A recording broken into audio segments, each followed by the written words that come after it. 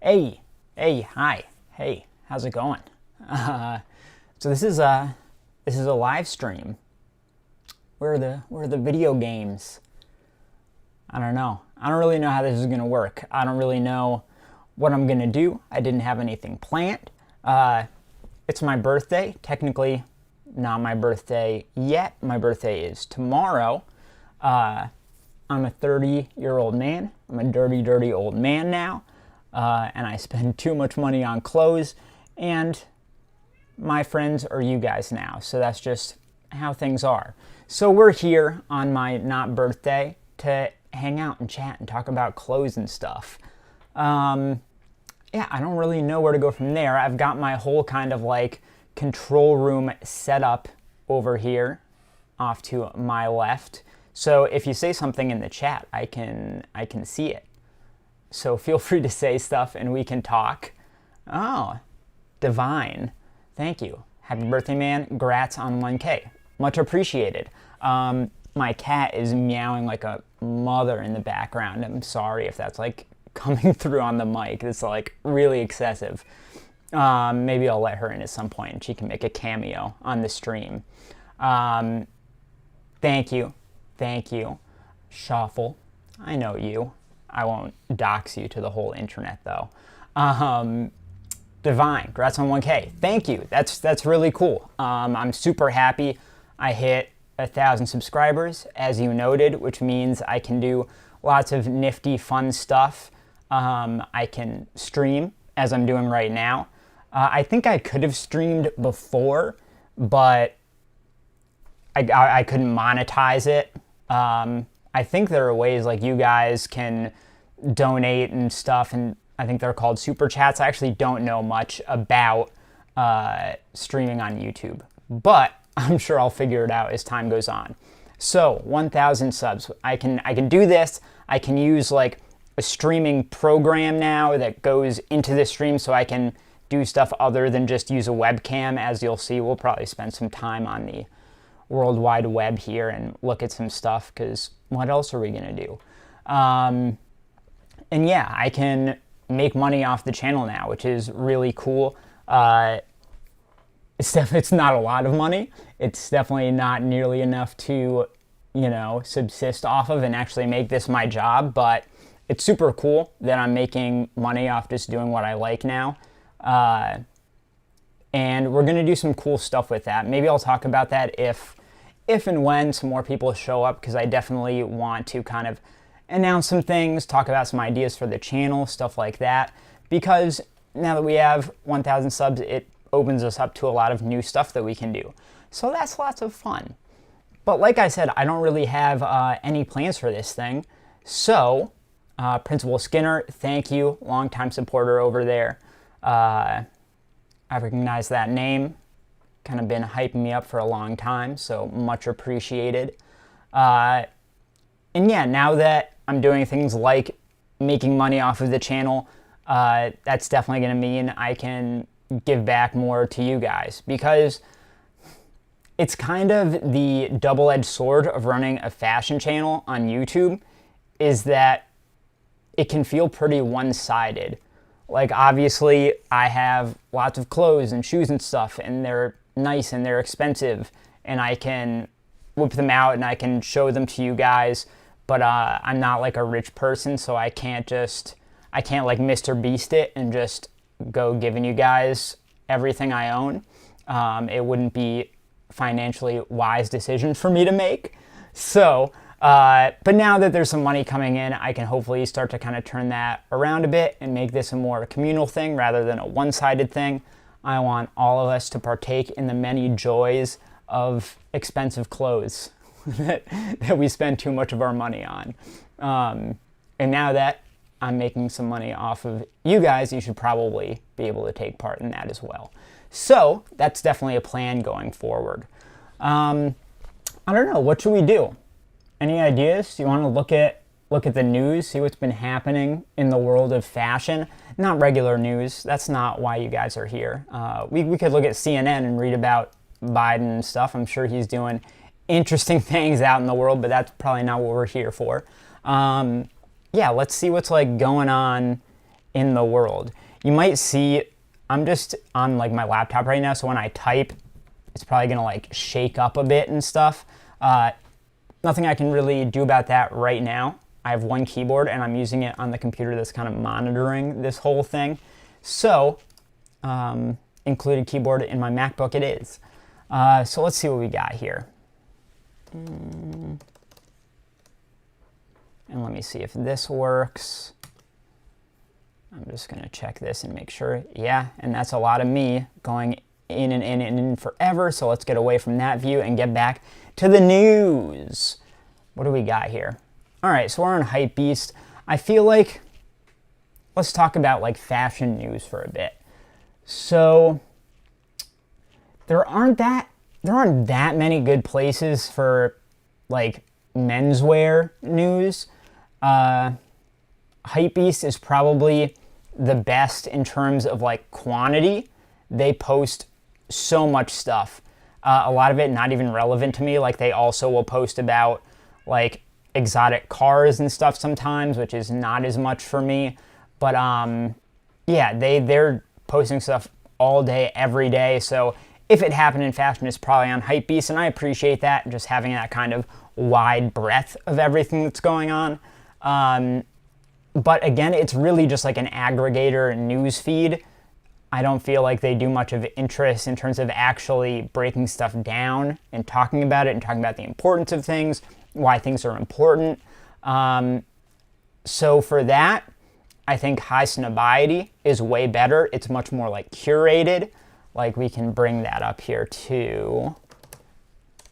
I'm actually kind of curious, like what is really the difference? So today, I just posted 18 minutes ago, we got 1, 2, 3, 4, 5, 6, 7, 8, 9, 10, 11. This is really interesting stuff, right? 12, 13, 14, no, 15, 16, 17, 18, 19. Oh, 18. They posted 18 articles today. I want to see if my kind of hypothesis holds up here. Yeah, Divine, that's definitely true. I mean, I don't know, I guess Hypebeast comes the closest to kind of an average Joe fashion source, but like I said, they're trying to kind of do it all. Like you can see right here, top 10 drops of watches. Like obviously for some people, if they're into menswear, they're probably into watches as well.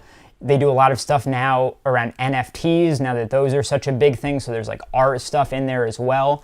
I don't know, it's kind of weird. So for me, not everything is for me, but I appreciate that they're bringing in like everything they can. If it's happening in the fashion world or adjacent fashion worlds, they've got it. So that's what I appreciate them for. But I'm just curious. So Highsnobiety did 18 articles today. How many did Hypebeast put out? 1, 2, 3. See, they're posting these every like 4 minutes. This one, 20 minutes ago, 22 minutes ago, 23, like, Jesus, that's a lot. 1, 2, 3, 4, 5, 6, 7, 8, 9, 10, 11, 12, 13, 14, 15, 16, 17, 18. So 18, we hit 18, that's the same number that Highsnobiety posted, and we got there, and that's just in the past 6 hours. So, hypothesis holds up. I'm an intelligent guy, you know, I've got it all figured out. No, I don't. So, that is what Hypebeast is good for. Highsnobiety, it's, I think, I'd say really catered towards the same clientele, like very much that Hypebeast, fashion kind of interested male user, I would say. But they're much more like, look, who will shape youth culture this year? That's not an article that Hypebeast would do. Hypebeast just isn't really talking about the implications. They're not diving into things. They're just really posting news, I would say. Highsnobiety is kind of diving into things a little bit more. So, two different places to get the same type of information, but done in slightly different ways. But, let's see. Anything else? Because that's really, I guess you've got like GQ. See, you can see it didn't even autofill. Like, that shows how often I go to GQ. And here's the problem with GQ. Every single site has these pop-ups. Jeez. As you can see with GQ, it's like, where do I even go for clothes stuff? The front page is Justin Bieber, more Bieber, watches, hair gel, Bieber, hip hop and Cash App, DMX, makes sense. Country music, DMX. You get the idea. So, I mean, I guess it's up here. So you can see all the different kind of things they do other than just fashion, but we've got style way over here. I don't really know their style of journalism, though. Men's Jewelry Renaissance, okay. Strong looks from the SAG Awards, okay. We've got Dan Levy here. My cat is going nuts. Oh my God. Sorry. Watches. Okay. But now that we're past these three, I don't know what there is. If anyone else has suggestions, like Biebs is fashion personified. Hey, you know what? In some ways, that is kind of true.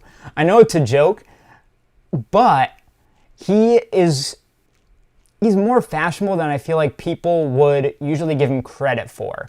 So whether you like it or not, the drop crotch way back in the day, he was all about that. Like, that was, they were so connected that, like, poopy pants Bieber, right? Like diaper pants Justin Bieber. Everyone was ripping on him for it. But look at us now. We're all wearing Rick Owens and we've all got crotches in our pants that are down to our knees. You know what I mean? So, forward thinking in that sense. I don't know. I'm trying to think. I feel like he's been involved in some other kind of fashion style movements and things, but now I'm kind of drawing a blank. But Justin Bieber, he wouldn't be my choice to lead a fashion movement, but some brands and styles have chosen him, or maybe he's chosen them. You know, who knows? What else do we got? So that's for menswear specifically. I feel like that's all we've got. We've got three options. You can go to BOF, Business of Fashion. But that's industry stuff, very much not menswear focused at all. It's super interesting if you want to learn more about, like, the industry. But if you're just trying to find out about the new hot collabs or whatever, that's not the place to go. Like Zappos. Can Zappos compete with owner Amazon? I totally misread that. I thought I said, can Zappos compete with Amazon? But I'm like, doesn't Amazon own Zappos? It's a great question, though. Why is Zappos separate from Amazon? Why hasn't Zappos just turned into, like, Amazon shoes or Amazon clothing or whatever? I don't know. I'm sure people smarter than me have a very good answer to that. But always struck me as kind of weird. Like, Amazon just absorbs everything else and turns it into Amazon whatever. Why don't they just do the same with Zappos? I don't know. Even from like my middle school years, I have actually a very positive brand association with Zappos because I remember they just had like the greatest stock. They had every shoe ever, which I'm sure wasn't true, but it seemed like it to me at the time because I was just wearing like Vans and DC's, whatever skate shoes at the time. And they had a bunch of those, and like I'm pretty sure even back then they had free shipping, which was really crazy at the time, especially for something as big as a shoebox. Like, I know because I sell stuff on like Grailed and Depop and stuff. Shipping a pair of shoes is expensive, like way more than a lot of people realize. So shipping shoes for free, especially back then, was something crazy. And they also did it really quickly. Like, I'd have shoes show up at my door in a day or two. Again, in the age of Amazon, that's not that crazy, but I don't know. Zappos, is that a US thing? That's a good question. Where does Zappos operate? Yeah, okay, so they're based in Las Vegas, but that doesn't say, like, do they ship outside the US? International shipping. No. Zappos international shipping. Okay, here we go. Ah, there you go. That answers your question, Principal Skinner.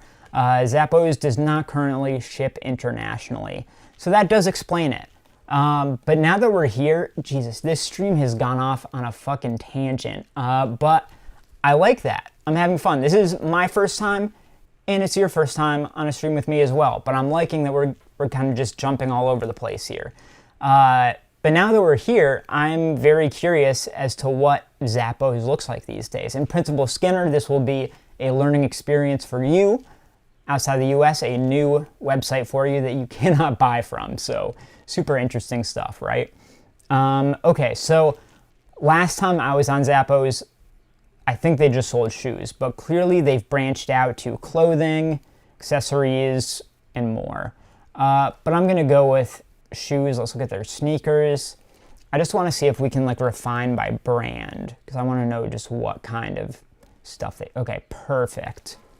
So, kind of what you'd expect. Adidas, all the Adidas sub-brands. I'm just seeing, like, do they sell any luxury stuff? They sell All Saints, which is like department store luxury kind of.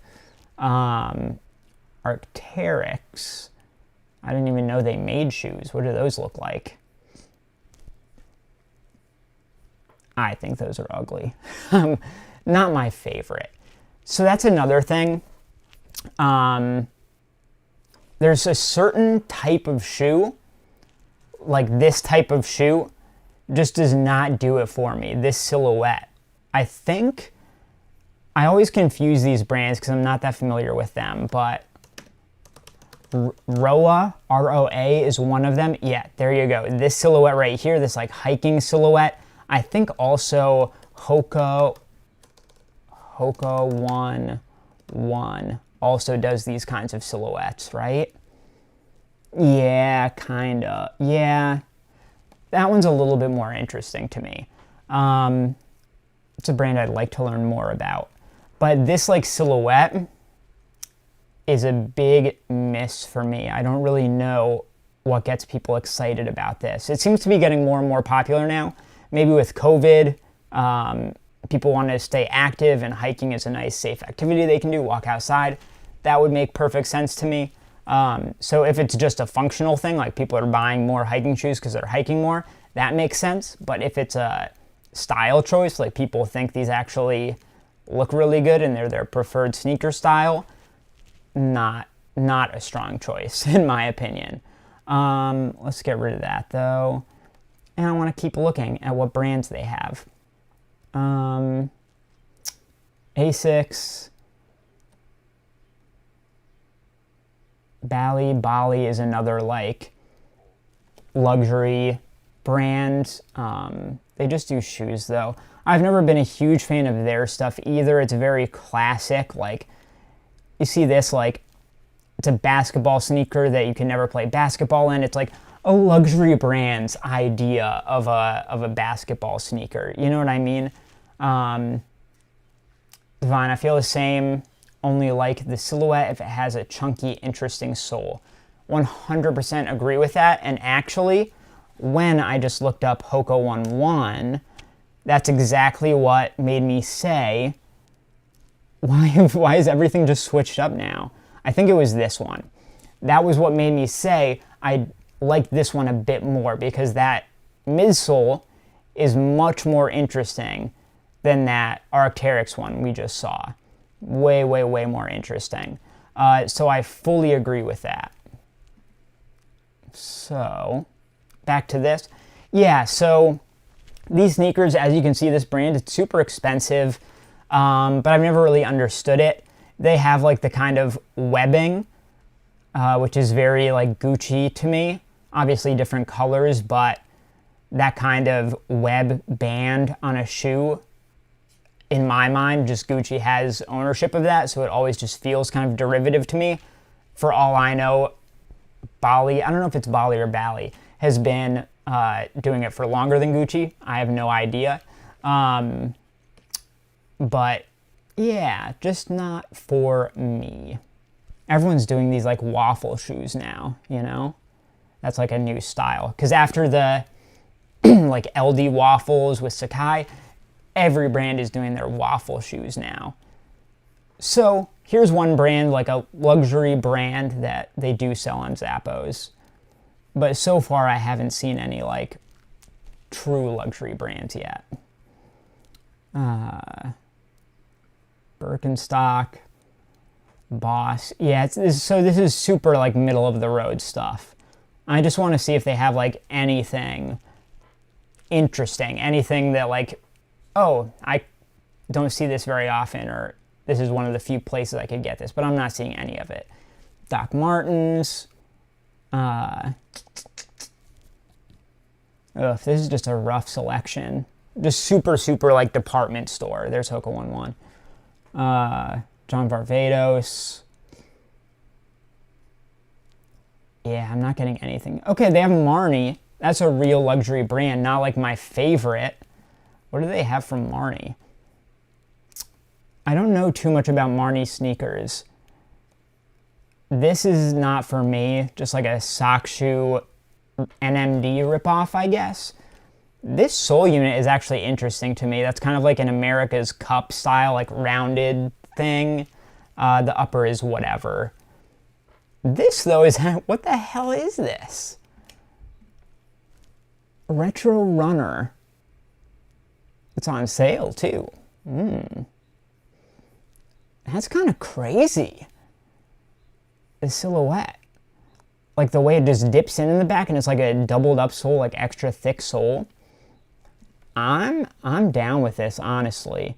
I wouldn't spend $350 for it, and I definitely wouldn't spend $700 for it. That's insanity. Lanvin has been making basic ass sneakers like these for a while, I feel. Yeah, that's another good one. So there is one good Lanvin shoe. One. And you may already know which one I'm going to say. Curb. See it autofilled. That's how much I like them. I look at them semi-regularly because I always want to see. Again, I'm not paying $900 for them, but if like some store is trying to clear out stock and they have them for 70% off, you know I'm grabbing me a pair, you know? So these, some people really hate them, and I totally understand that because they are 100%, I'm just trying to get like a big picture here. They're 100% a Osiris D3, like replica, essentially. Like, if you're not familiar, get ready to have your minds blown. The Curb, Principal Skinner, yeah, you know. So, look, it's like almost a one-for-one replica of the Osiris D3s. Even like those lace closures that they loop through. Yeah, you know, it's a D3. What do you want me to say? But it's like a luxury D3. So when you add that kind of like Parisian luxury house craftsmanship and history to an Osiris D3, suddenly, at least for me, it has like tons of appeal. That's just me. I also grew up in the era when the D3 and just like, you know, DC was also doing the silhouettes like this, just the big ass skate shoes, just like big as all hell. So that was my era, you know, it speaks to me deep inside. But yeah, let's look at, I'm familiar with some of Lanvin's other sneakers, but I'm curious about the full kind of range. I think they have a sale going on right now, or at least they did somewhat recently. Let me see. Do you still have a sale going on? Because I'd also like to look at that while we're here, because why not? I want men. That's women's sale. Am I crazy? Shoes sale men. Perfect. Exactly what we're looking for. This is not what I was looking for. Sales have ended. I feel like that just started. Okay, anyway, sneakers men. No sales for us, but that's okay. We got the Curb, all black. That's kind of hideous. That's the worst Curb I've ever seen. That does absolutely nothing for me. And like triple black, fuck out of here. You're not even showing off any of the intricate, chunky 2000 skate shoe details. Look at that overhead view. Look at how puffy those things are. Okay, black, not for me. But these ones, solid. These ones, very solid.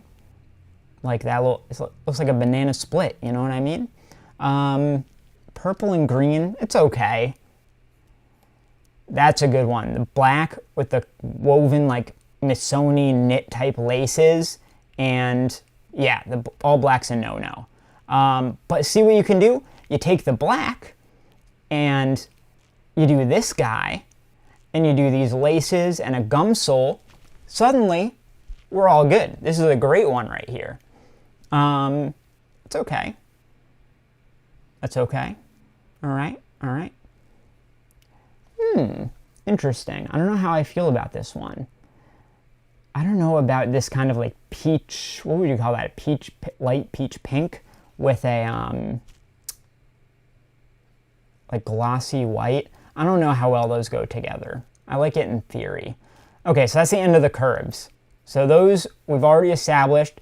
These are great as far as Lanvin sneakers go. But let's look at the rest of the range that we've got here. Yep, so here are those waffles. This is exactly what you're talking about. Nylon bumper sneakers. So I've seen these before. These are very LD waffle. Like, hold on. Please hold. Please hold. There we go, full screened it. I'm leaning over here. Don't mind me. I just have to look through my archives over here. There we go. Okay. Boom. There you go. So we got these guys, and now let me go. Okay. So take a look at this. What colorway are we going for here? Do you have any more? I'm just looking for the best comparison colorway. Okay, that's all of them. I mean, this one does it pretty well. There's nothing like perfectly dead on, but like, come on, dude. Are you serious with this? Like, this sole unit right here, like perfect replica. Even the double piece, it's there. It's just less like extended. You know what I mean? This one is a bit more. It doesn't jut out as much as this one does, but it's the same ass thing. It's just like excessive. You know what I mean? I would be curious because Lanvin is a house that has tons of history. So I would be curious to know if this is like a super old silhouette from them, because I'm not comfortable calling them out for a ripoff. Because what if this silhouette is like 40 years old, you know what I mean? So now we got to do some research. Lanvin bumper history? I don't know. When did they come out? Okay. The Curb, oh, this is sick, you guys. They even have like, they give a little info on their stuff here. So, we've got the Curbs here. Bruno Siolelli, he's a relatively new creative director for the brand. Brings urban style to its highest level, homage to the 90s skate culture. Why don't you just come out and say it? Just say it's a D3. It's an Osiris D3. The logo's kind of cool though, the JL. 100% agreed. It's actually a great little motif here, the JL. Because that's for Jean, I'm guessing is how you pronounce her name, Jean Lanvin, the founder of the brand. So I love that. Have you guys ever seen the HBO show Succession? Yeah, 100% Divine. Definitely for the founder of the brand. So, have you guys ever seen the HBO show Succession? I probably, with the delay and stuff, it's going to take forever for me to get an answer. Ooh, I'm loving these tangents, you guys. I'm having a blast. So, Succession. There is a fairly pivotal scene in that show where... it's me. Let me see. Succession Lava. Where are we? Come on. Do I have to Google it?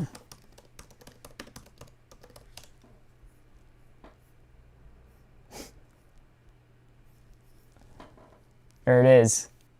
So, in the show, basically this guy, he's like a rich, kind of like trust fund kid, and he's trying to make it in the world and like make his own money. And at one point he's trying to set up like, I think he's trying to invest in this company that's like a startup. So it's full of like artsy hipsters and stuff. And he's like, hey, I got to make myself cool. Like I'm used to wearing suits and stuff. I'm going to kind of like go casual, you know? So he goes out and he buys these Lanvin sneakers and wears them to the meeting. And in the meeting, the artsy hipsters are like looking at him and they look at the sneakers and they're like, fuck you, like rich douche, you know? So that's a great claim to fame for Lanvin sneakers right there. One of the best shows on TV as well. So you should probably watch that at some point. Back to the history. So learned a bit about the curb here. 10 out of 10.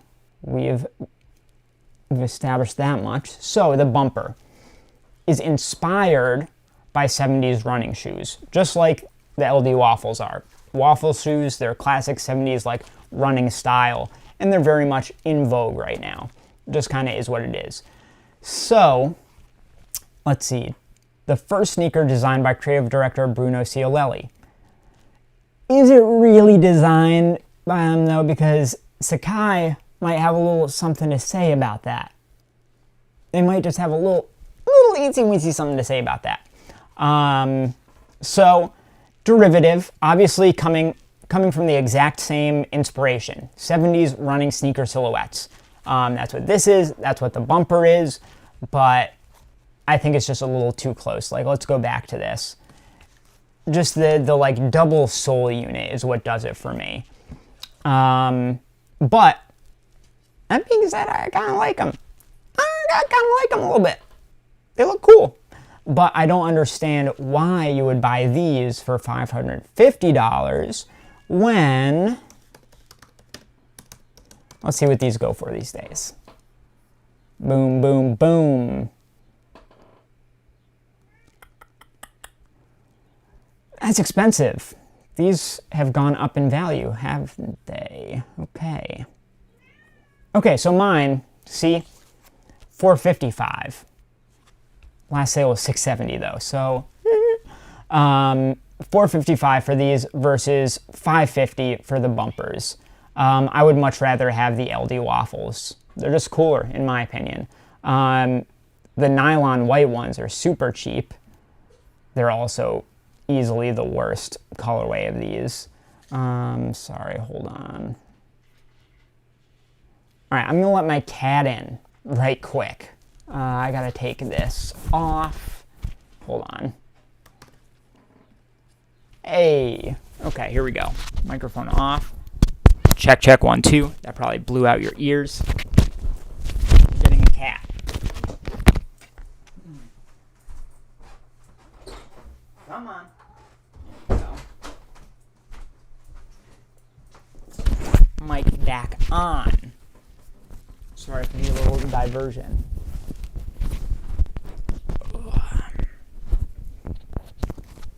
Hey, and we're back. Okay. So, I don't know about you guys. Yeah, the resale is crazy on these. I didn't even realize it. When I got these, I think on StockX they were going for like $350, $400. So to go from that to, they say $455, but is it really though? That's maybe for the crap sizes. Size 10, what are these? I think these are 11s, right? Are they? Yeah, these are 11s. So what are the 11s going for? Last sale was $512. So they've gone up a solid amount since I bought in. Yeah, retail price $160. It's now like solid $500. And this is it looks like the cheapest colorway out of the kind of like original batches. And I don't know why. These are probably these ones, and these ones are my two favorite colorways of all of the LD waffles. This one is more expensive, but like, why? Well, I guess I understand this. Why is the black? This is boring. Why is this one the most expensive of the whole bunch? Well, now that I look at it, it's not as boring. I don't know. These ones are better though. These ones are better than the black and white. Anyway, so we've got the bumpers, okay, and that's how we landed here. I'm making the leaps to how we got here. So we were talking about waffle soles. So interesting. I still like it though. I think it's cool. I think they're cool. Oh, the DBB ones. So these are their like minimalist sneakers, very common projects. Yeah, I don't know much more to say about those. These have always bored me. I know they're getting more and more popular. Oh wait, am I still? I don't think I ever switched back. Jesus, you guys. What am I doing? Why didn't you tell me? Are we back now? Yeah, okay. Whew. What do I have to show you that we missed? We're looking at this. There we go. We were talking about these.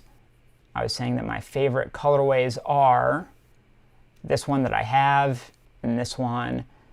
And yeah, all right, you're all caught up now. Yeah, Divine, thank you. Got it. Figured it out finally. Appreciate you. So now we're here. So bumpers, all good. They're okay. Kind of a ripoff, but they look good. I think we've landed on that. DBB1, I was just talking about. These are their minimalist sneakers, very common projects. They do have like a snake python colorway though, which is interesting, I guess. Spice up a very plain sneaker. But I was saying these have never really done it for me. This style of sneaker is just like, if you're going to be spending $450 to $500 on a pair of shoes, I'm not buying these. You know what I mean? Even, like, what do common projects go for? Like the Achilles.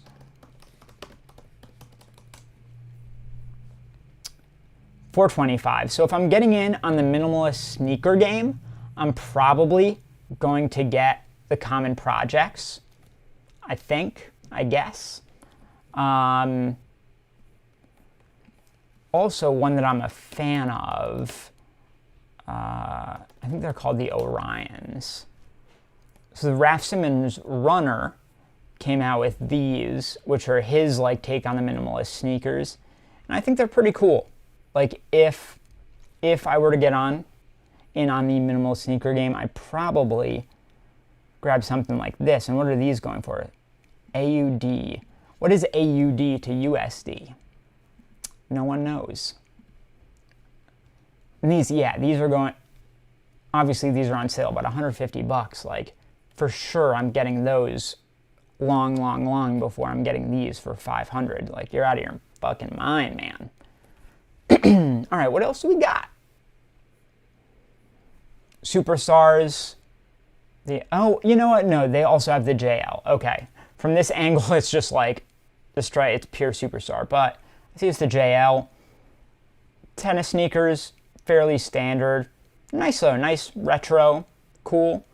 Oh, you know what? These like mid tops, or I guess they're high tops, are actually kind of cool. Not my favorite colorway. Purple and green's nice though. When you make this a high top, I actually like it more than the lows. How about that? the Glen. Now we're just getting into the weeds. We're getting into the deep cuts of Lanvin sneakers.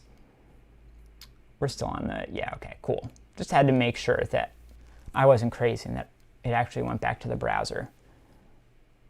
And that's it. That's all their sneakers. And these are meh. So, when it comes to luxury sneakers, very few do it well, in my opinion. The ones that do it well do it really, really well.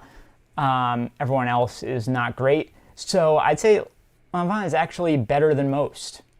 And a couple silhouettes, especially the curb, way better than most. So I agree. I think they're doing it well. Geez, we've been on around the world. We were looking at Zappos. How did we end up here? We were looking at their shoes. Marni. Oh yeah, that's how we got there. We're looking at the Retro Runner from Marni. Cool pair of shoes. I'm about it.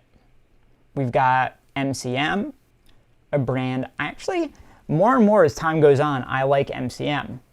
It's kind of like, they're kind of like the cooler version of Coach. You know what I mean? They make leather goods. They got that all over monogram, but they're just kind of cooler because they're like European and whatnot, you know? None of these really do it for me though. Oof, what is that? A weird, like, a really bad take on a chain reaction. Ooh. Yeah, these ones aren't bad, like embossed leather. Let's see. Is anything gonna blow us away here? Neil Barrett shoes are rough. I like Neil Barrett. You know what though? These are kind of like combat booty. When it comes to Neil Barrett shoes, which are not very good, these are actually, they've got the kind of best ones of the bunch, I'd say. Interesting colors too, like that pink for a combat boot, like, cool. Why not? But generally, Neil Barrett shoes, not the best. Yada, yada, yada. Nothing.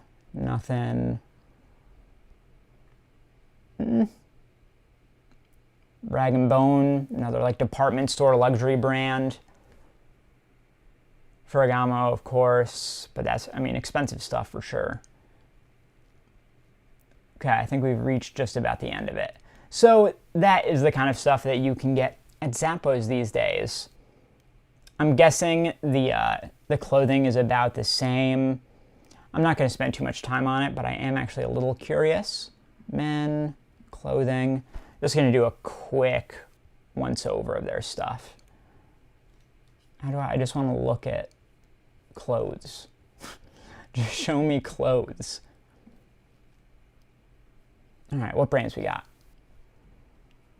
Adidas. I thought that said Balenciaga, and I was about to be like, what the fuck? Bugatti. Yeah. Everything you'd expect.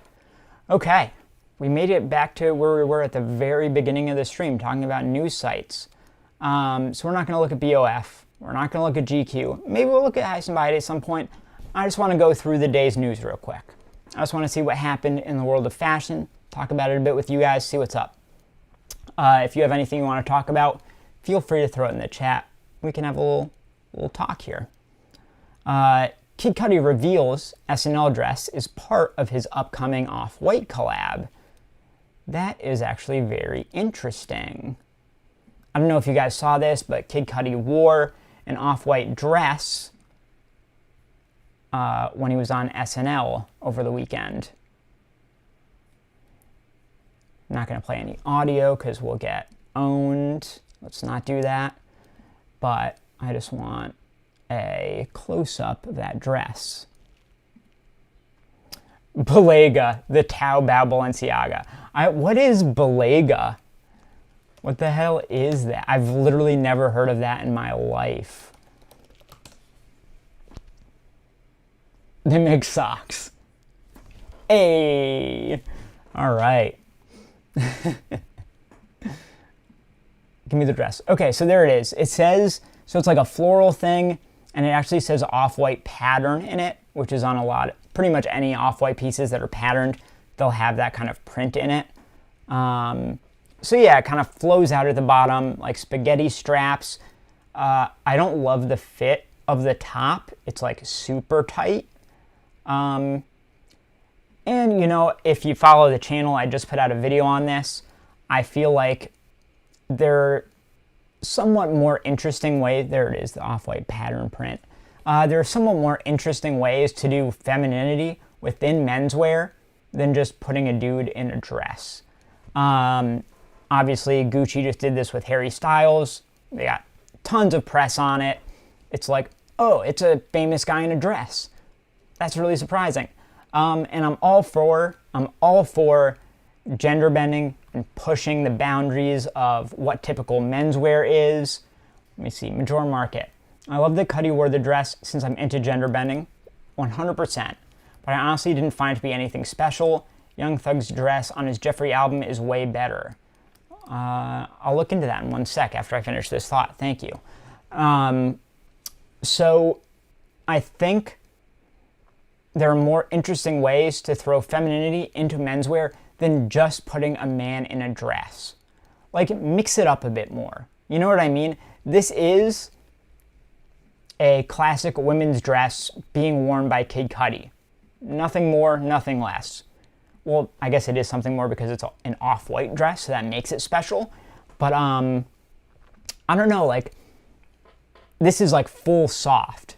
Maybe like play more with hard and soft. Play with the idea that he is this kind of, he's a rapper, right? Manly dude.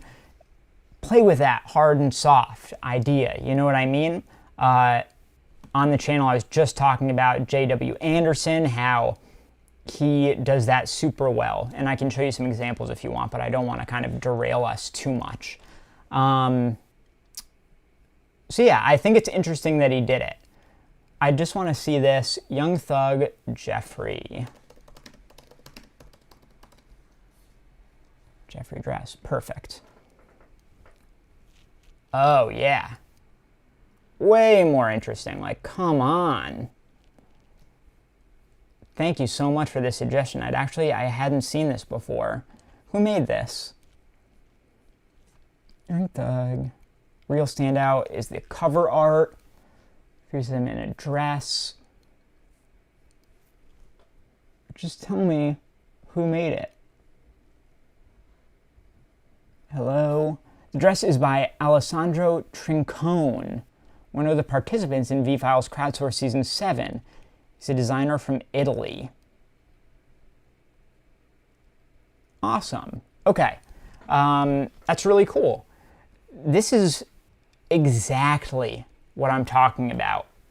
To a T. Like, couldn't describe it better. So take a look at this. We've got this amazing, billowing, feminine dress here. And then a much more masculine, this is like a suiting shirt almost. It looks like almost corporate. It's kind of like Tom Brown-esque. So you're mixing that masculine and the feminine. And obviously this grit, like colors there, mwah, perfect, okay? Yes, this is exactly what I'm talking about. This is the kind of stuff that I think is much more interesting, to me at least. So, but back to this dress. So it says it's part of his upcoming Off-White collab. So he's revealed that he's working on an Off-White collection. Interesting. The rapper took to Twitter to discuss how he asked friend Virgil Abloh to craft the floral dress he wore. It was a tribute to Kurt Cobain. If you're not familiar, it's kind of a famous image. There we go. Kurt Cobain wore this floral dress, and it was kind of a moment. So, again, you understand the pattern here a bit better knowing that in context, but it doesn't really explain the cut of it. Kurt Cobain's was much more kind of slouchy almost. I just don't, it's not appealing, you know what I mean? See how bunchy it is, how tight it is. It doesn't look comfortable. It doesn't look flattering. I like Kid Cudi wearing an off-white dress, though. I love the concept, you know? So, what do we got? Virgil designed the dress for me. I told him I wanted to show love to Kurt with a floral print sundress, and this man made a masterpiece. Debatable, but it is pretty iconic. Thank you, you're a genius, we did it. I'm doing a collection with Off-White, and the dress will be included. Very interesting. So they're actually going to sell this dress as part of his Off-White collaboration. I'm very intrigued to see what the rest of that collection will look like. I want to know, is it a full gender-bendy collab, or is this just one piece and the rest of it's going to be like t-shirts and hoodies and whatever? So definitely looking forward to that. Dylan, happy birthday, man. Really enjoy your videos and your dedication to work. I hope you spoiled yourself with some Philly Plen drip today. Yeah, so much Philly Plen. You know, I'm just decked out in this stuff. You know what, this hoodie, I wouldn't blame you if someone was like, is that Philly Plen? Definitely not. It is Faith Connection. But thank you so much. I really appreciate that. Stick around in the community. We're going to be doing more. I want to find more ways to kind of bring you guys into what I do and have fun together. Principal Skinner. Don't feel Cudi should have responded to the haters to defend his choice to wear it. Kurt would never explain his choices. 100%. This needs zero explanation. It's so self-explanatory. Just this tweet. That's all you need. That's it. That explains everything that you need to know. It's a dress. Virgil Abloh designed it. It was kind of an homage to Kurt Cobain. The end. You know, what more do you need? So 100% agreed there.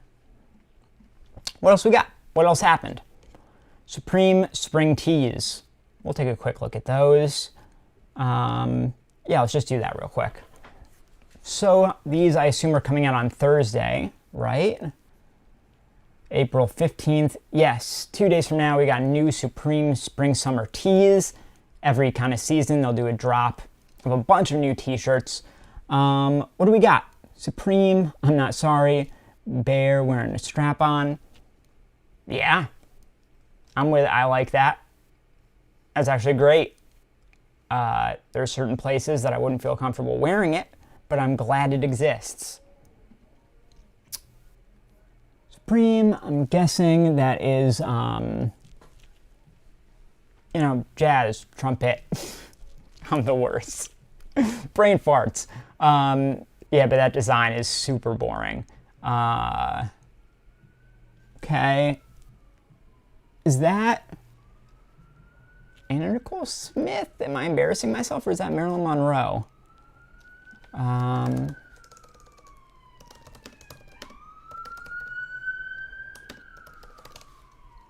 Someone tell me if I'm right.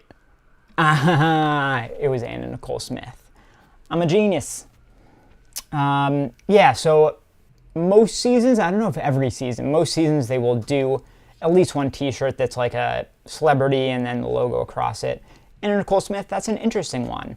I feel like this one will be fairly collectible. The photo t-shirts usually do pretty well. I'm not like a big Supreme flipper or anything though, so that doesn't mean too much to me. It's fine, it's cool. Yeah, I'm about it. All floral tee across, going from the sleeve to sleeve. Absolutely, I like that.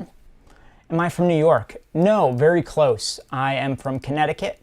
I'm, you know, an hour, a little over an hour north of New York. Yeah, that's a great one. I love this. This is one, is that all embroidered? Is that a print or is that embroidered? If that's embroidered, it's even better. Either way, that's a really cool one though. Ooh. So you've got kind of like their classic box logo font there and kind of like 3D lettering. And it's being put up by like apes or something. What is that? I like that. That's cool. Classic logo, very recognizable. I'm about it. I've got one similar to this from last season or the season before, I think. It's nice. Yeah, yeah.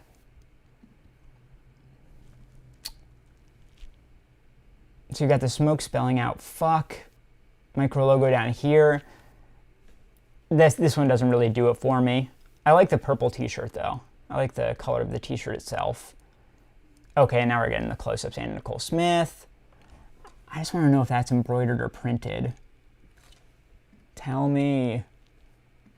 Oh well. I don't like this as much on the black. I like it on the other color they had there. This is the worst one of the bunch for me, unfortunately. It's got to be Miles Davis, right? Why can't I type? I guess they've done Miles Davis before. Yeah, I don't love that one. This one's fucking cool. That's kind of badass. I like that. Yeah, okay. And Nicole Smith. Yada, yada, yada. Miles Davis. Hey, batting 1,000 here. All right, so those were the Supreme t-shirts. On Thursday, if you guys are interested, drop at 11. Good luck. That's all I'll say. Good luck. At this point, I wish Supreme would just do draws. Like, I don't want to be that guy and talk about bots or whatever, but it's so hard to get the good Supreme pieces. You know what I mean? Just do a draw like everybody else. If you've got more people that want to buy a piece than are able to, do a draw. It's like the democratic way to do things. Don't give that leg up to resellers who can pay for bots. You know, it's just dumb. Noah and Union, I actually looked at this earlier. We'll take a quick look at those though. Why not? Because I like both of those companies. Union is a black-owned LA brand and shop. They're super cool. You should check them out. Noah, New York-based, very like social justice oriented, like environmentally oriented. So two very cool brands teaming up together, doing like a co-branded capsule collection with some kind of iconic graphics and motifs from both brands. So that's cool. This hoodie's awesome. I really like that. Union on the front there. Noah on the back. Yeah, that co-branding, that's nice. Super simple, but it's nice. Similar deal, Alexandre Dumas. Yeah, so it's not like my favorite collaboration by any means. It's kind of like playing the hits here, but yeah, it's cool. Like if you're into either of these brands, definitely hop in on that. Thoughts on Undercover? Personally, it's one of my favorites. Yeah, Undercover is awesome. I only have one Undercover piece. Should I do this? I have to take off my mic every time I do this, but whatever. I'll be right back. BRB.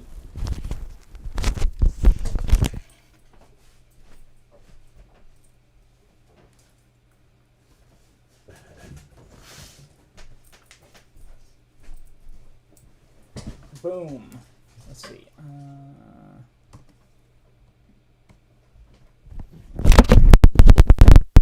Putting the mic back.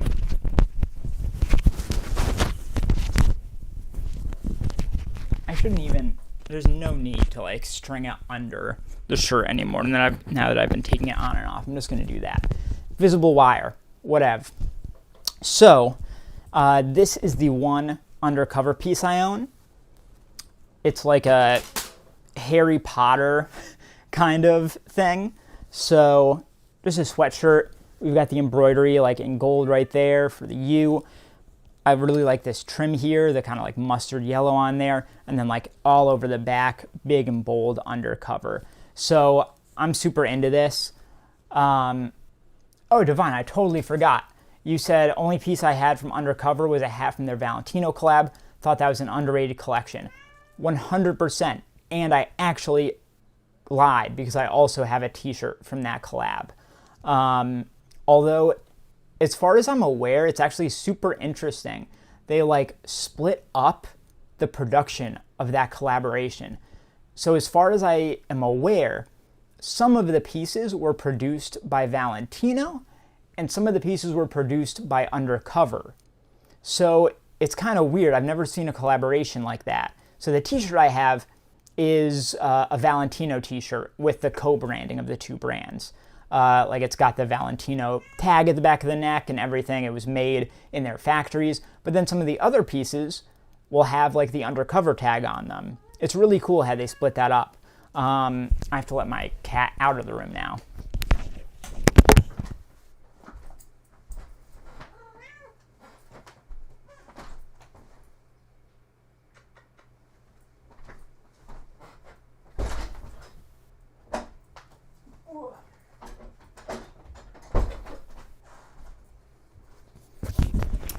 Little cat cameo. Oh yeah. That's how you get the hits on the internet, you know? You bring in the cats. So, yeah, Valentino and Undercover was a great collaboration. They had some... Hold on. Boom. We're back to the internet, right? Yes. Okay. There were some really cool pieces. Not sneakers.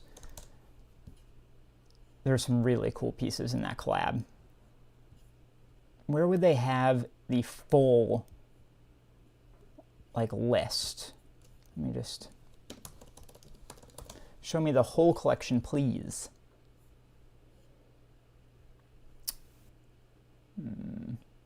That boy's a chonker. She's not as much of a chonker. I've got another cat that's a true chonker. That's got to be it, right? GQ Middle East, thank you. Yeah, there's one of them at least. Yeah, here we go. Ooh, cool jacket. So I have the t-shirt that has this UFO print on it. Sneakers are pretty cool. Not the best, but pretty cool. Okay. Bags, fine. The all-over print stuff from this collection was sick, honestly. Really cool parka. I'm curious, is that the hat that you had, Divine? Very curious. Yeah, so Divine says, didn't know that I had the Valentino tag. Yeah, but let's say, because this is how you can see like tags and stuff on pieces. They wouldn't show up on like retail sites. Valentino Undercover. Let's see. So which pieces were made by Undercover? Let me just open a bunch of these and we'll find the ones. Undercover Valentino. This might be one of the pieces here. I swear I'm not crazy. I don't think. Eventually one of these is going to have the Valentino tag, or the Undercover tag, I think. I hope. All right, let's see. Any of these. Any of these. You had the same color UFO hat. Okay, cool. All right, you're not even showing the tags. I would never buy that. This one's Valentino. So yeah, you can see, so the ones made by Valentino had the Valentino tag, but I'm pretty sure Valentino, please internet. This one looks like Valentino as well. Please save me, internet. I could have sworn some of these were made by Undercover and that I'm not crazy. But now the question is, which ones? Oh no, the internet is doing me dirty right now. Boom, there we go. So these ones, these sweatpants here with the all over, I think it was the sweatshirt of this same print that I saw that also had the Undercover tag. So these ones with the all over print are made by Undercover in Japan. So it looks like most of the pieces were made by Valentino in their factories, but at least some of them were made by Undercover. And usually, if you want like a little tip, the Undercover branded pieces, like the ones made in Japan by Undercover, will usually be quite a bit cheaper than the Valentino tag made in Italy ones, in my experience. That one's also Valentino. Let me just find, poo. I just said poo. Boom is what I meant to say. Boom, not poo. Jesus Christ.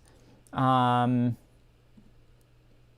you go. Yeah, so for whatever reason, all the ones with this print were made by Undercover.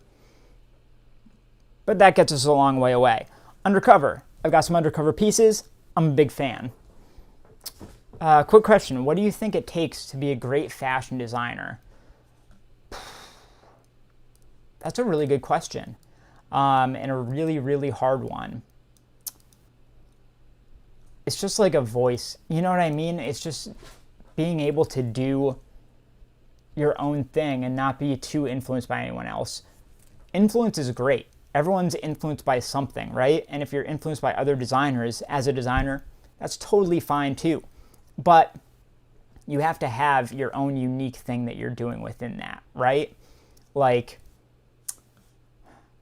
so I said in a video a while back that the most important thing for making fashion for me is little tweaks. It could be a single tweak. Like,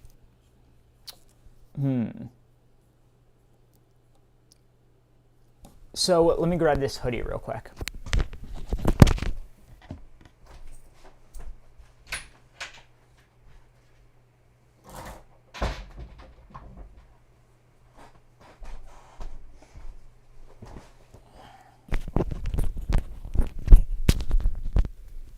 So here, let me go back to full screen. So here is a Palm Angels hoodie.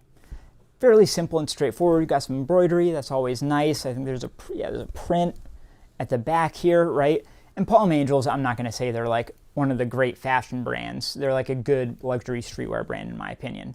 But, so you look at this, like, yeah, nice hoodie, nice embroidery, nice logo. But the thing that makes this a fashion piece to me and makes it worth it, makes it stand apart from all of the other hoodies of the world, is that this one down at the bottom has like a wool knit fringe. It feels like a blanket essentially coming out of the bottom of it.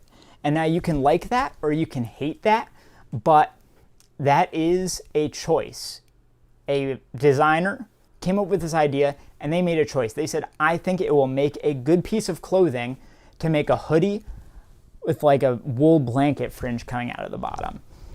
So all you need to be a good fashion, all you need to do to be a good fashion designer is have the creativity and the kind of confidence to make those choices. That's all it is to me.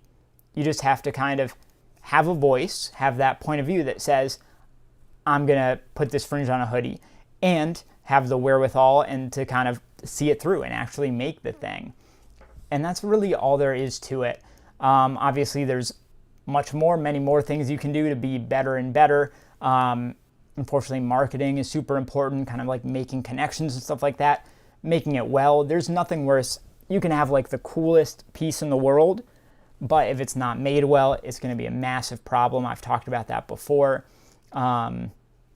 Every once in a while, I'll get some pieces that I'm super excited for, and the construction is just really crappy, and it's a massive disappointment. So don't do that. Make sure this stuff's made well. Yeah, I think it's different for everybody, but just be interesting. I like weird stuff, and people who are into fashion, maybe they don't like weird stuff. At the very least, they like new stuff. That's what fashion is all about, right? It's about the new. So do stuff that people haven't seen before. Be crazy, be creative. That's all it is. It's just another creative field, you know? So, computer. Did we switch? Yes, we did. Okay. So, Undercover. Good brand. I'm about it. I don't know if you saw their new collection, but it was really cool. They had this Transformers stuff. Let me see. Vogue Undercover. Was it fall 2021?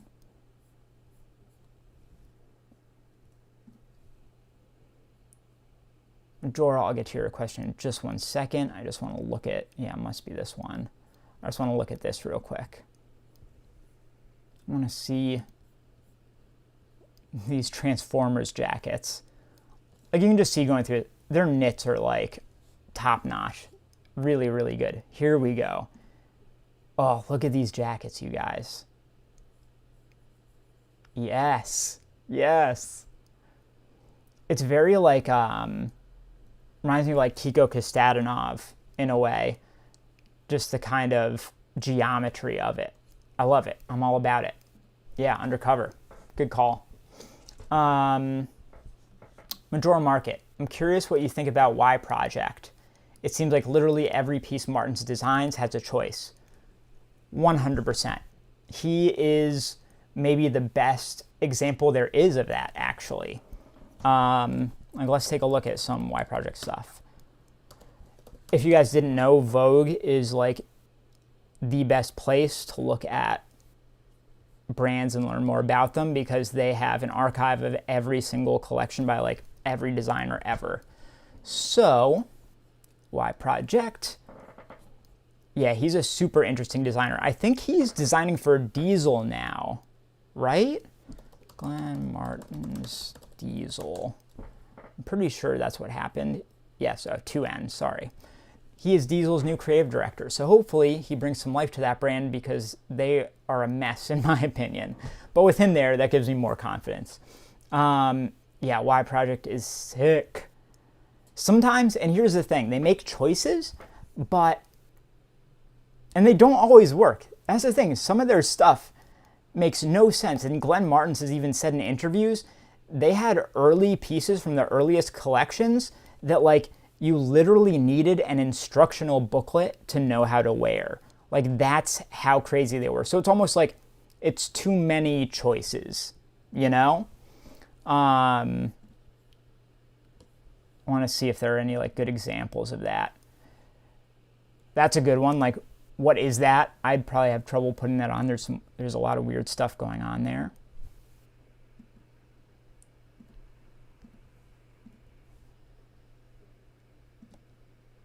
Anyway. Jesus.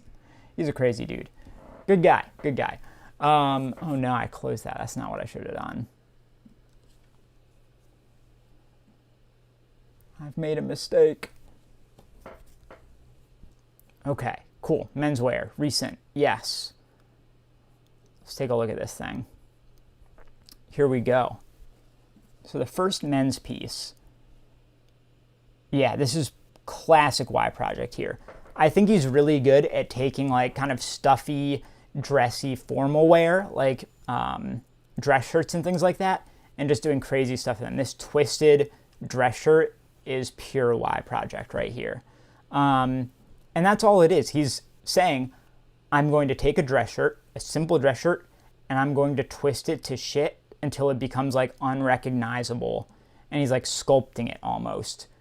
Hey, it's just like a jacket, but what the hell is that? You know what I mean? What is this collar doing there? It's odd. It's so odd, but there's a lot of like bravery in that as well. You know what I mean? So I'm down with the Y Project for sure. Matthew Patton, you should get into Craig Green more. And do you have any pieces? Yes, Craig Green is awesome.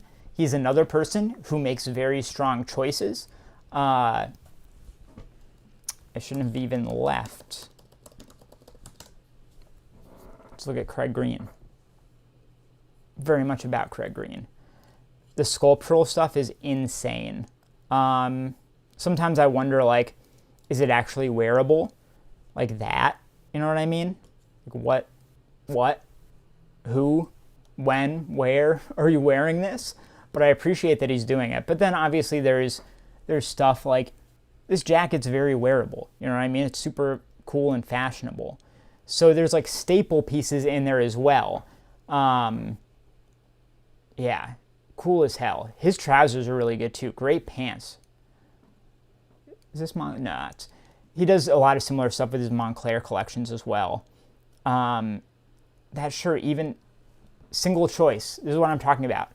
Hole cutout at this like oversized chest pocket takes the piece over the edge. You know what I mean? Stuff like that is great. I very much appreciate the sculptural stuff. Super cool. It's more art than fashion almost. I don't find it to be like wearable at all. I would never spend money on it, but I'm glad that he's doing it.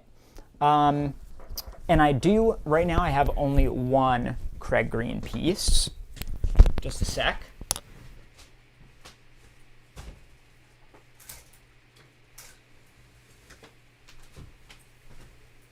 Oh, did I do it again though? No, we're good. I switched back. I thought I didn't switch back to the internet again when I was looking at all that. Thank God. I have one Craig Green piece. He has art pieces and economical pieces too that are wearable. Exactly. So you've got this, but then you've also got, what were we looking at before? Boom. Like this jacket, perfect minimalist staple jacket right there. Like you could wear that to work. Nobody would look twice at you except to say like, ooh, that's a very stylish young man. You know what I mean? So I love that he's doing both. This is the only Craig Green piece I have. It's like a linen button down. It's got this like harness, almost applique across it. Let me go. Boom. So harness applique in black, drawstrings because it also has a hood on it. So again, fairly simple, but different. You know what I mean? It's a button-down shirt, but with a few really interesting and cool tweaks. So yeah, I'm a big fan of Craig Green. I think he's doing really cool stuff. All right. Where were we? Anywhere? Here we are. All right. Where to now? Let's talk for a little bit. Let's do that. Okay. So, some of you might be new and weren't here at the beginning of the stream, and if so, that's great. I appreciate you. Thanks for stopping by. But we were talking at the beginning of the stream a bit about like the channel and how things are going and what we're planning on doing, and it's kind of exciting times. You know what I mean? We hit 1,000 subscribers, which opens up a lot of new functionality for me on YouTube. And some cool stuff is going to be coming down the pike, and I want to include you guys in that as well. Principal Skinner, wow, that linen Craig Green piece is sick. Yeah, love the cuts of his pieces are great, but generally not into techie materials. Yes. 100%. I don't understand like techie material, like nylon stuff. Maybe for like a windbreaker, yeah, good. But when you're just making everything out of nylon, it makes no sense to me. Like I have this one. This is a piece from a Cold Wall, and it's, what is this made out of actually? I don't want to speak out of turn here. Let me find the fabric tags.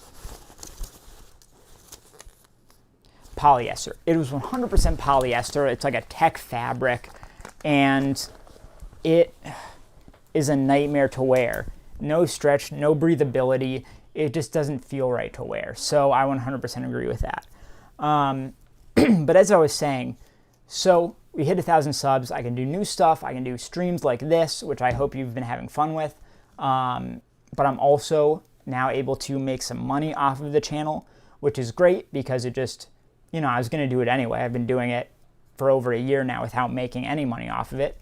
And the money that's coming in now certainly isn't anything to write home about, but money is money. So that's great, and I appreciate you guys for like helping me get there.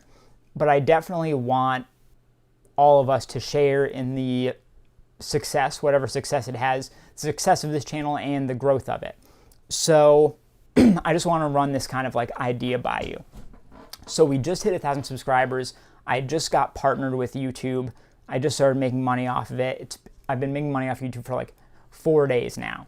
So what I would like to do is after a month of monetization on YouTube, of me making money off of this channel, I want to put that money into a pot. And I would like to do this again with you guys and do another stream after that 1 month mark when we know what we've got to play with in that pot. And I think what we should do is we should go shopping together. And we should find the coolest pieces, and we should take that money from our YouTube ad pot, from all the ads you guys have been watching on my videos, to buy the coolest piece we can find within our budget, and then use it to do a giveaway on the channel. I think that would be really awesome, and I hope you guys are down for that idea as well. I'd definitely take any suggestions you have on that. That's kind of the general vibe I'm going with right now. But I think that would just be a super good time. So, and like, here's just where I'm kind of thinking out loud a little bit. So, we would buy the piece with the money in the pot, right? And I don't think, just because you can see we've got like, I don't know, 5 to 7 viewers right now or something, it doesn't make sense for me to do that giveaway right then on stream. I think we would buy the piece together on a live stream, and then I get it, and then I think I would still make the giveaway a video and include it in there, and it would be like, you know, comment and subscribe to enter. But I definitely, if you guys were included in the kind of picking of it and we're on the stream, I definitely also want you to benefit from that. But I also want to make it fair and give the people who just watch the regular videos to have a chance as well. Something maybe I'll just, those of you who tune into that stream, maybe I'll give you like an extra entry or something like that. I think that's the way I'm leaning with it right now. But yeah, we'll pick the piece together. It'll be super cool. And I want you guys to have like ownership in the channel, you know? Even if I'm doing something like a giveaway, I really like the idea of you guys being able to have a say in what that thing is. You know what I mean? I want you guys to be like, yeah, we like this. We want to hopefully win this. You know what I mean? So that's where I'm leaning it to, and I definitely want to do more stuff like that in the future. So thank you for talking with me about that. Sounds like a great idea, Matthew Patton. Also, any music you're into. Yeah, absolutely.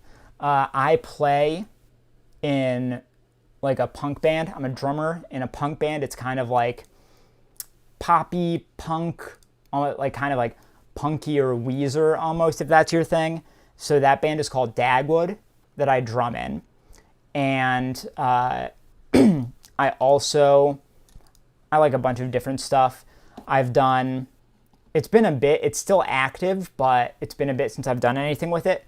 But I also have a solo project called Fetky. Here, I'll show it to you. It's FET/KY.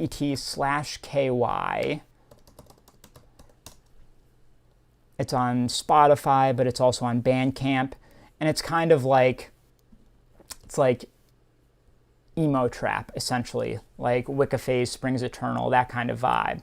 So if you're into that, kind of more electronic, rappier type of thing, you can check that out. But if not, if you're more of a punk kind of person, then yeah, Dagwood, check it out. So that's generally my musical taste right there. You should definitely consider doing more traditional pickup/styling vids. You kind of do that with your real fake vids, but I feel like they attract different types of videos, have different audiences. Yeah, 100%. I agree with you, definitely. I've always slightly shied away from the more like as you call them, like traditional pickup videos, because it's kind of the eternal dilemma of having a fashion channel. Like I said way towards the beginning of this stream, sometimes you start to feel like, am I just showing off here? Is this like braggy? Am I just, hey, I got some money, look at my expensive clothes. You know what I mean? So, oh, thank you, Matt. Appreciate it. So, yeah, it's one of those, so traditional pickup videos, like look at my haul of $50,000 worth of designer stuff. It's just like, a lot of the time to me, those feel like just a person saying, I got 50 grand that I can throw towards, you know, Gucci and stuff. You don't, haha. You know what I mean? So it's just about finding a way to do that without it just being like a show off type of thing. And that's why I've always leaned more towards the legit check stuff, because I can do that. I can say, hey, you know, Craig Green, hey, I just got this Craig Green piece, so it's kind of showing off, right? But let's look at it. What do the tags look like? How's it made? But then I'll also put it on, give a kind of review, tell you how it fits, stuff like that. But I agree with you. I'm always looking to do new types of stuff, and it's just kind of figuring out the right way to do that. But coming down the pike, there's definitely going to be more opportunities for that, because it's kind of crazy. I wasn't actually going to talk about this on the stream today, but it kind of popped up naturally with this subject. So there's a lot of stuff going on. We just got partnered with YouTube, which is great, which is why we're doing this stream. Another reason we're doing this stream, birthday, yay for me, right?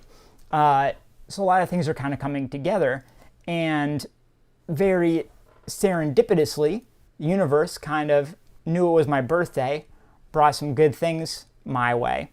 For the first time today, a brand, good brand, one that I'm a really big fan of, reached out to me to work together.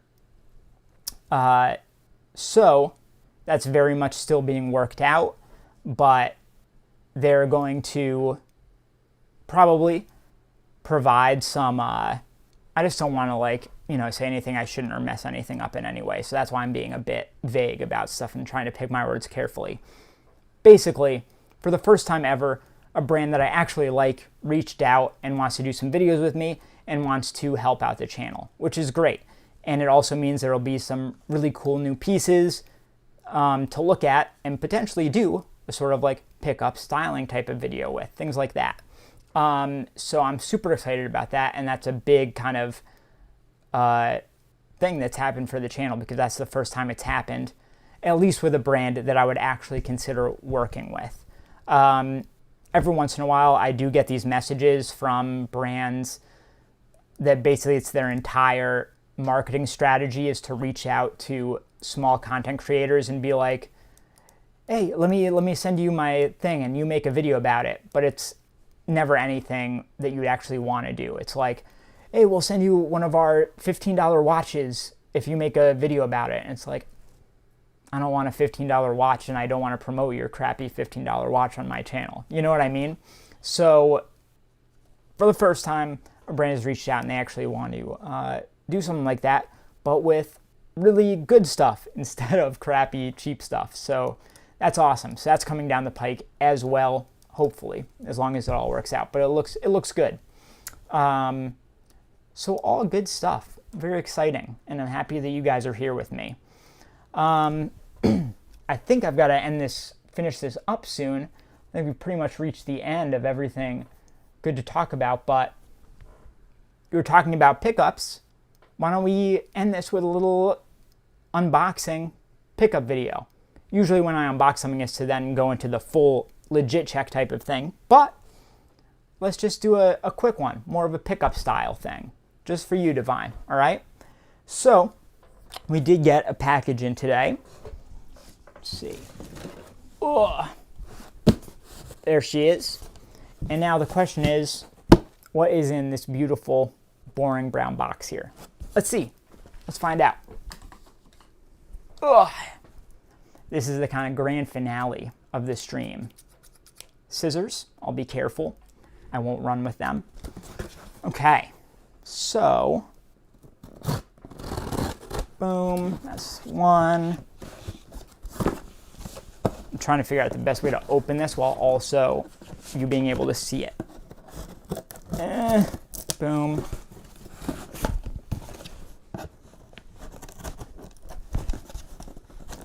Good Lord. Taped it well. It's well taped.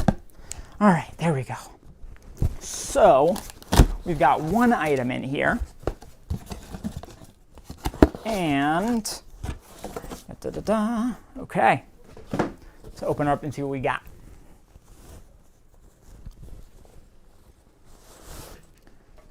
Boom. Jeans. Ooh, those are soft. My first time seeing them as well. So let's check it out. So as you can see, we have got an elasticated waistband, which I'm very much on the fence about, typically. But I just thought this style was super, super cool. Let's see. Principal Skinner, I agree with Divine, but see what you're saying too. You want to avoid being pretentious. I think you would be able to pull it off though. Thank you. I really appreciate that. I think I would too. I think I could find interesting, hopefully maybe funny ways to do it that would set it apart from other people. But I was just kind of saying that's why I've stayed away from it. I think I've gotten much better with doing videos as I've gone on. I've gotten more confident and I figured out how to do it and my style more. So when I kind of made that decision to not do that, I wasn't as confident. But I think now at this point with where I am, it would be, I think I would be able to pull it off, and I agree with you. But thank you for that encouragement. I really appreciate that. So now both of you guys have kind of chimed in and said that you want to see that. Definitely, I'll get to work, you know? So back to our pickup, as we were talking about. Elasticated waist here, which I was on the fence about, but for this style, I thought it was really cool. So this is a pair of jeans, and ooh, what is that? What is this? That's interesting. So moto jeans, and I don't know if you're familiar, there is one brand that is very, very known for motorcycle jeans. I don't know how much of a delay there is in this stream, but if anybody watching knows what brand it is, call it out. Let's see if you can get it. Who do you think made this pair of elasticated waist jeans, motorcycle jeans, skinny jeans? We've got some zippers at the end here, nice gold zippers at the ankles, which I love. Little nice bits of distressing here. Divine, the winner. Boom. Balmain. Yeah, there you go. So, I was definitely on the fence about these. They were very, very affordable. I'll say that for a pair of Balmain jeans. So I just kind of pulled the trigger and grabbed them. From the feel of them, these are super, super comfortable. So I'm going to try these out. I'm going to see how they go. It's a weird, I just grabbed them because minimal. Principal Skinner, no, not minimal, no. I grabbed them because they were affordable and because I just wanted to get a vibe for them. So I'll try these out. I'll see how they go. But I like the style. I thought it was really just weird. That's what I'm saying. I like weird things. I like people that make weird choices with clothes. So doing moto jeans with the elasticated waist, it was enough for me to go, yeah, I'll try those out. So Balmain skinny moto jeans with the elasticated waist. Yeah, I'm excited to try these out. I will definitely report back. Of course, as with most things I pick up, especially something as cool and crazy as this, there will, at some point down the line, be a full video breakdown on these. But in the meantime, let's see what we got here. Let's take a look at these real quick, these tags.